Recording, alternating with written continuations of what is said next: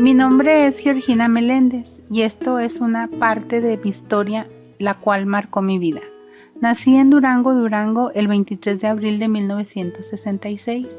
Me casé a los 19 años y en este matrimonio tuve 2 hijas antes de mis 25 años.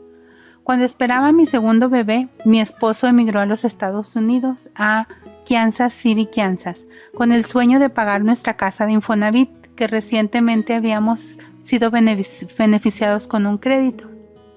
El propósito de mi primer visita a Kansas fue que mi esposo conociera a nuestra segunda hija, la cual para entonces ya tenía 3 meses de vida. Mi pensamiento fue regresar a Juárez.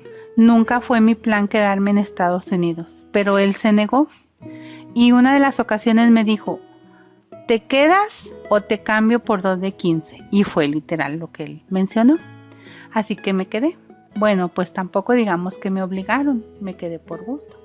Para entonces él ya tenía dónde vivir, eran unos departamentos llamados Rosedale Wright. Ahí la renta era económica, ya que por medio de una tía que iba a una iglesia, Amazing Grace Baptist Church, le ayudó mucho eso porque conocía a una persona que lo relacionó ahí. Luego de eso pasaron unos meses y aunque mi propósito no era trabajar, tuve que hacerlo, pues teníamos gastos que hacer. Teníamos que pagar la renta, el mandado, el doctor de las niñas, las vacunas y los gastos diarios. Me vi en la necesidad de ponerme a trabajar. Para esto me llevaron con unas personas que vendían documentos falsos. No recuerdo si pagamos entre $160 y $200 por una mica y también incluía el seguro social. Mi primer empleo con mis nuevos papeles fue empacando palomitas de colores. Todo iba muy bien. Recibía yo mi sueldo por semana, nos trataban bien. Pero un día llegaron unos visitantes, se sentaron al lado de muchos de nosotros que estábamos en la línea y empezaron a hacernos preguntas. ¿De dónde eres? ¿Cómo te llamas? ¿Qué estás haciendo? ¿Cuál es tu trabajo? ¿De dónde eres? Y ya cuando estábamos en confianza, la pregunta final fue: ¿eres legal o ilegal? Entonces sacaron sus placas, se presentaron como los de servicio de inmigración. Ahí se me vino el mundo encima. Nos hicieron pasar a los lockers y nos preguntaron cuáles eran nuestras pertenencias. Yo no dije que llevaba auto, entonces lo que hice fue que dejé las llaves con un supervisor, cosa que a uno de inmigración no le pareció. Pero el supervisor no sé qué fue lo que le dijo y hasta ahí quedó eso. Hice eso porque mi esposo trabajaba en el segundo turno y por cierto, ya cuando salí de ahí me di cuenta que sí funcionó, él recogió el auto. Después de eso nos subieron a la camioneta esposados de pies y manos. Toda clase de pensamientos se me venía a la mente, mis hijas, mi esposo, mi vida, qué iba a pasar. La agonía de pensar si irían a la casa tras ellos, a levantarlos y a llevarlos conmigo, a deportarlos. No sabía lo que estaba pasando, lo que iba a pasar, no sabía nada. En el camino rumbo a las oficinas de inmigración o el centro de inmigración donde fue el interrogatorio se me hizo eterno. Fue algo duro, no físicamente, porque nunca nos tocaron físicamente, no nos lastimaron, sino fue emocionalmente para mí. Porque entre el pasillo y el cuarto que nos tenían, cada que llegaban por nosotros venían moviendo el manojo de llaves, haciendo un ruido con ellas y nos sacaban de uno a uno del cuarto en el cual estábamos. Luego nos llevaban aparte y nos hacían muchas preguntas.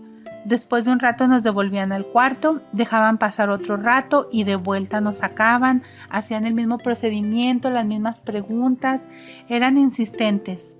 Así que duraron haciendo eso durante un buen rato.